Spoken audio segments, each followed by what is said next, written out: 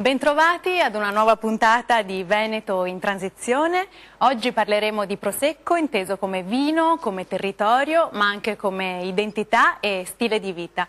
I nostri ospiti in studio sono Stefano Zanette, presidente del Consorzio di tutela del Prosecco DOC, Andrea Zanfi, scrittore e autore del libro Prosecco on the road, e Lucia Gotti Venturato, fondatrice e presidente dell'associazione Sole Luna, un ponte tra le culture, che attraverso le arti promuove il dialogo interculturale tra i popoli. Iniziamo subito con una domanda a bruciapelo. C'è qualche astemio in studio? Altrimenti fuori subito. Dietro una bottiglia di Prosecco si cela un mondo di tradizioni, persone e territori. 20.000 gli ettari vitati, oltre 10.000 viticoltori, 1.300 vinificatori e 300 imbottigliatori. Presidente Zanette, quante bottigliette di Prosecco sono state prodotte quest'anno? Quest'anno, nel 2014, l'anno scorso in realtà, sono state prodotte 306 milioni di bottiglie. Con un incremento rispetto... Con un incremento rispetto al 2013 di un 26,9, quasi 27%, che riferito all'export nei primi 9 mesi come mondo Prosecco, quindi DOP, comprendendo anche le due DOCG, si arriva a un 25% di crescita a livello mondiale. E secondo lei perché il Prosecco è così apprezzato in Italia e anche all'estero? Questa è una domanda simpatica. In realtà il Prosecco ha scardinato un po' il modo tradizionale del bere. Una volta una donna aveva anche difficoltà a avvicinarsi a un bicchiere di vino con tranquillità tra amiche. Adesso succede, capita frequentemente, quindi ha sradicato quello che era il modo antico del bere, che era diciamo delegato a chi sapeva. Adesso si può bere un vino che viene così identificato in tanti modi, è un vino democratico, tanti lo dicono che assomiglia, è come i jeans, ecco, va bene per tutte le occasioni, dall'aperitivo a tutto pasto alle grandi occasioni. E come consorzio, il consorzio è nato recentemente, no? Nel 2009, ma è già tra i più grandi in Europa. E quali sono le sfide per il futuro? Ma noi siamo orientati, innanzitutto la nostra attività è un'attività di promozione e di tutela. È proprio di questi giorni anche che siamo finiti abbastanza nella cronaca proprio per quanto riguarda la tutela per un fatto di mescita di vino sfuso in Inghilterra. Innanzitutto tanta tutela e poi grande promozione soprattutto nei mercati importanti di riferimento come appunto la Gran Bretagna, Stati Uniti e mercati nuovi che possono aprirsi come la Cina, la Russia e altri. Il Prosecco ha un'anima e a raccontarcela col suo libro Prosecco on the road è Andrea Zanfi. Il libro apre con una bellissima frase che condivido pienamente: la vera dimora dell'uomo non è una casa ma la strada. In questo caso il viaggio l'ha portata nelle strade del Prosecco e ci racconti un po' l'esperienza com'è stata. È un viaggio vero e proprio, un tempo passato attraverso questi territori che rappresentano e sono identificatori dell'area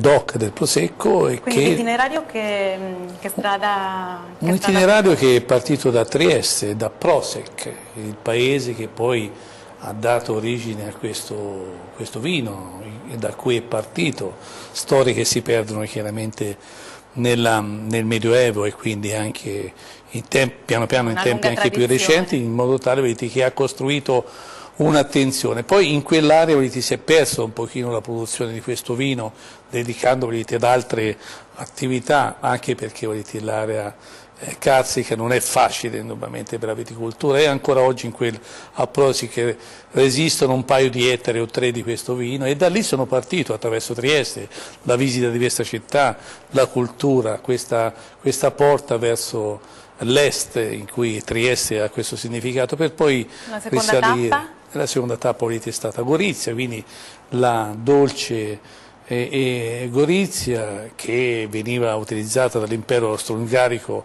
come area di villeggiatura, la costa e la parte balneare di questo grande golfo, e da lì poi salire fino a Pordenone, fino a Treviso, arrivare a Treviso, Venezia, Chioggia, Padova, e poi fino a Vicenza, attraverso il Palladio, attraverso le bellezze indubbiamente, fino ad arrivare nel Bellunese, alle porte delle montagne bellunesi, perché poi oltre i quali la viticoltura perde il suo valore, diciamo così, la sua riconoscibilità in termini di prosecco. Quindi la durata del viaggio? La durata del viaggio siamo 27-28 giorni circa nella sua completezza. Devo dire che l'ho ripreso anche in un secondo passaggio, ma la cosa interessante e fantastica è che in questo viaggio è stato affrontato attraverso meccanismi e rapporti umani che si sono costruiti lungo l'itinerario. Quindi è stato un viaggio effettivamente on the road, come dice appunto il titolo del libro? Sì, con che mezzi ha viaggiato?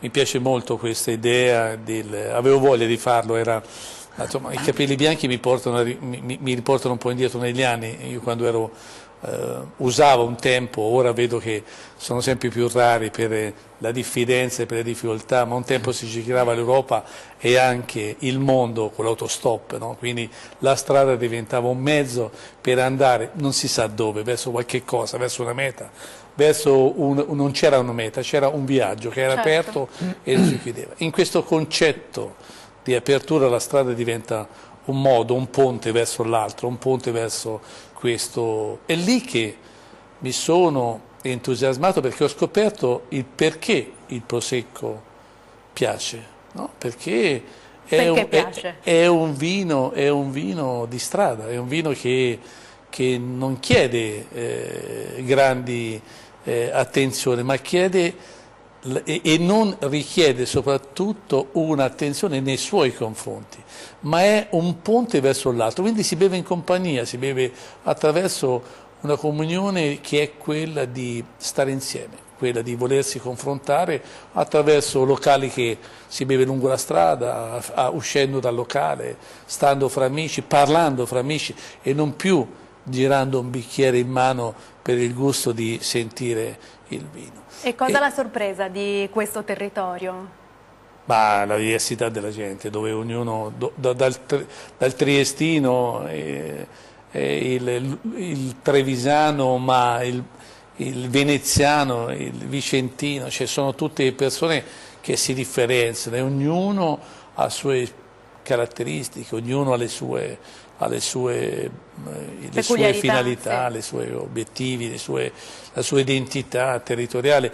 Due regioni che si confrontano, due regioni dove da una parte c'è un Friuli Venezia Giulia dove l'agricoltura è stato uno strumento di sopravvivenza, da quest'altra parte dove l'agricoltura, nel Veneto, dove l'agricoltura invece è diventato come obiettivo, no? E non dico come grande risorsa economica, quindi due concetti di interpretazione del mondo del vino, ma del mondo dell'agricoltura in senso generale.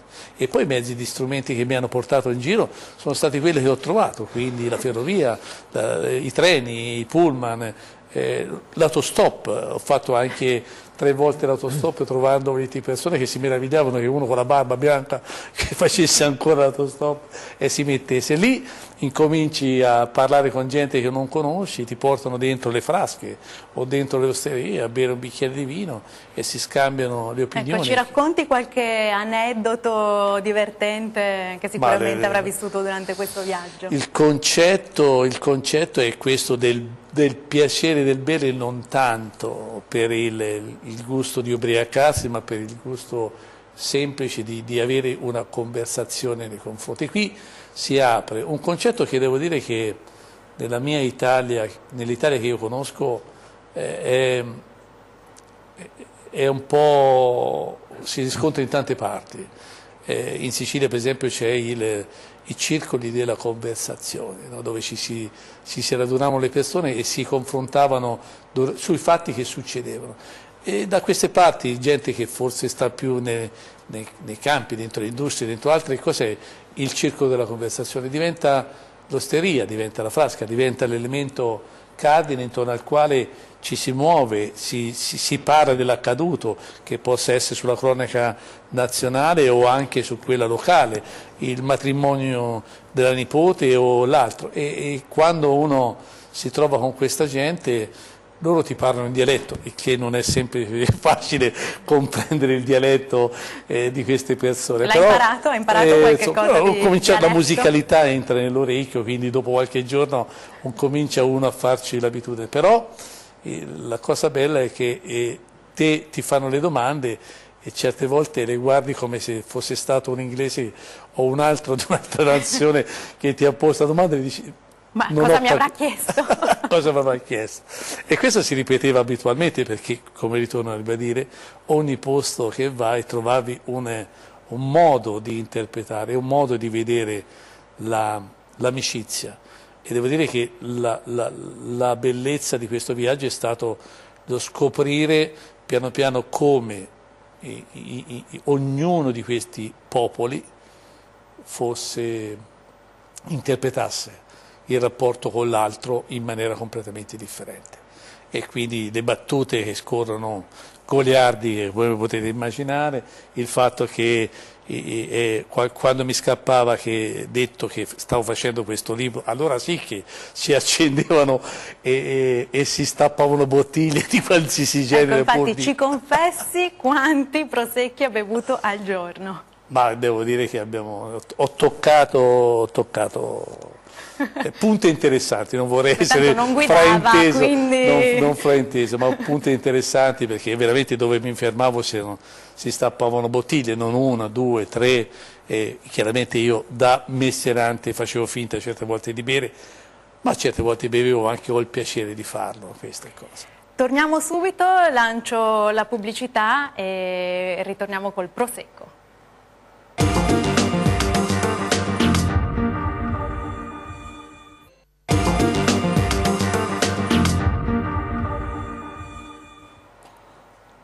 Stiamo parlando di Prosecco qui a Veneto in Transizione. Il Prosecco è anche un momento di scambio e di convivialità e per questo il consorzio Prosecco Doc ha deciso di sostenere un'iniziativa che diffonde la conoscenza e l'interscambio tra culture diverse.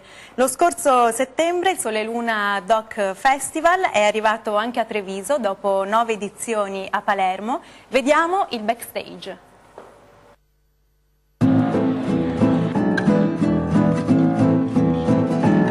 Sole Luna Festival 2014.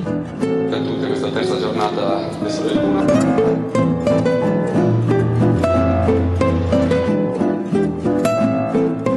Ringrazio il festival di aver dato l'opportunità di mostrare il film a Treviso.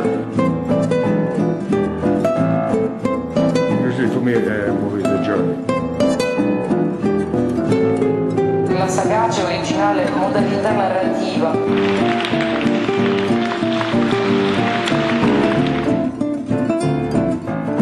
Foto inedite. Mi è venuta subito in mente una frase di Antonioni: non mi stanco mai di guardare.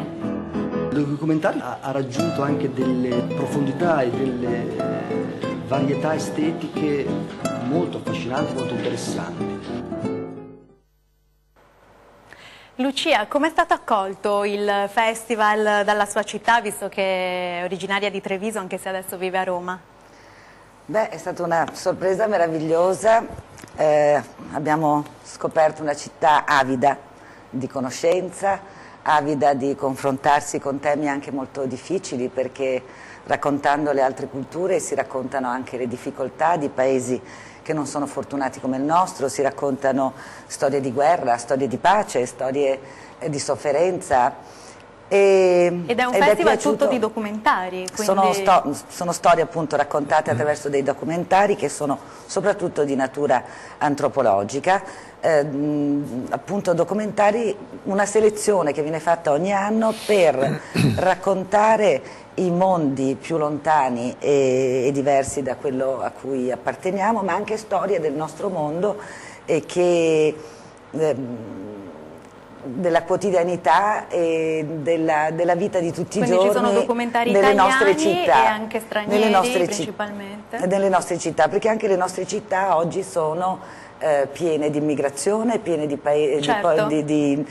flussi migratori, di persone che cercano lavoro da noi. Lo scambio è possibile anche nel nostro territorio, anche nel nostro territorio tante volte possiamo condividere. E il documentario come genere rispetto a un film di finzione può essere considerato un po' di nicchia dal pubblico, però... Beh, il progetto, che è un progetto sì cinematografico, ma prima di tutto culturale e soprattutto un progetto, se vogliamo, sì, culturale ma anche politico, da un certo punto di vista politico intendo senza colore, ma che vuole assolutamente formare e dare un grado di civiltà maggiore alla città che lo ascolta, al pubblico della rassegna. Il documentario è stato scelto proprio per raccontare in maniera documentale, e quindi infatti il documentario si chiama Il cinema del reale, per documentare una realtà. Documentare una realtà qualunque possa essere il punto di vista, porta comunque a far pensare in una situazione, in un luogo del mondo, in un territorio del mondo. E quindi attraverso il documentario noi possiamo raccontare il mondo con una visione il più possibile vicina a quella che è la realtà. E avete fatto anche un progetto con le scuole, appunto per avvicinare i giovani al videomaking, ha avuto grande successo? Sì, sin dal 2006, dalla prima edizione del festival, noi abbiamo pensato che importante è lavorare sulle giovani generazioni, e quindi avvicinare le scuole serve non solo per dare una certa professionalità e un certo tipo di conoscenza. Nel caso di Treviso è stato un lavoro legato alle energie rinnovabili e quindi a uno studio che aveva fatto una scuola della città, e che era l'Istituto Giorgi Fermi, e l'istituto invece il liceo artistico. Al liceo artistico abbiamo fatto proprio una settimana di corso di formazione cinematografica attraverso l'uso dello smartphone, perché oggi i telefonini sono ormai delle telecamere. Pensiamo appunto che oltre al significato forte, che è quello di portare una certa conoscenza, una certa professionalità nei giovani, sia anche importante dedicarsi a loro in prima battuta, e sia importante far conoscere, metterli insieme in gruppi di studio e portarli a eseguire dei progetti fatti insieme a livello di squadra. Tanti sono anche i volontari che poi da queste esperienze ci seguono negli anni, per esempio a Palermo tanti ragazzi che hanno fatto capacity building con noi, sono venuti adesso poi sono dei nostri, di Treviso, o lavorano con noi o sono volontari durante le settimane del festival. E per la prossima edizione quali sono le novità appunto del festival? Beh, le novità saranno tante, stiamo anche lavorando col Ministero degli Esteri per un progetto, siamo allo studio di un convegno proprio per Treviso sulla libertà di espressione e la libertà di pensiero, che ci sembra quanto mai attuale di questi tempi. Ed è proprio il Ministero degli Esteri che ha pensato di portare assieme a un gruppo di studiosi di università americane una tavola rotonda, un momento di confronto e di approfondimento proprio a Treviso.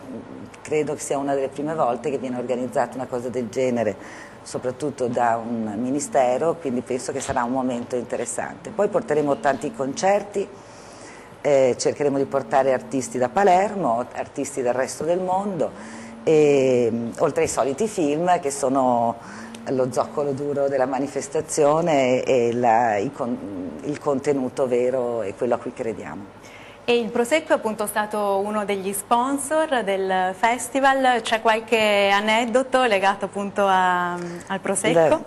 Quando il Prosecco mi disse che era d'accordo, quando il presidente Zanette si dimostrò interessato a patrocinare e a sostenere questa manifestazione, io non glielo dissi perché non ci conoscevamo ancora bene, ma mi venne subito in mente l'inizio del festival. È una storia breve, posso raccontarla, perché iniziò proprio, il festival vuole essere anche un ponte tra le culture, certo. Quindi vuole anche mettere a confronto diversità. E nella prima edizione noi mandammo l'invito a tutti gli ambasciatori di tutti i paesi mediterranei a venire alle serate finali del festival a Palermo, e quindi ospitammo tutti. Ma tra i più interessati a tutta la manifestazione risultò l'ambasciatore dell'Iran, cosa che ci colpì moltissimo perché non lo pensavamo interessato. E cominciò a dire che sarebbe venuto senz'altro con la famiglia e anche con la figlia, ma che voleva delle assicurazioni. E tra le assicurazioni primarie immagino che a tavola che ci sarà un pranzo ufficiale, certamente ci sarà un pranzo ufficiale, però io posso venire solo se non c'è il vino. Allora io risposi con una mail, se il vino non sarà a tavola, risposi con una mail e chiesi un appuntamento. Me lo diedero subito, mi presentai all'ambasciata dell'Iran a Roma con un foulard in testa, un foulard in borsa. Non appena mi aprirono la porta e entrai nella specie di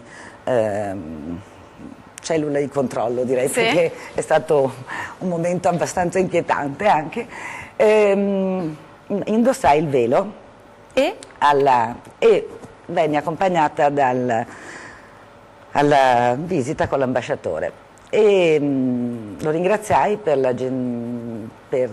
l'interesse che aveva dimostrato per la manifestazione e per il fatto che sarebbe venuto al festival.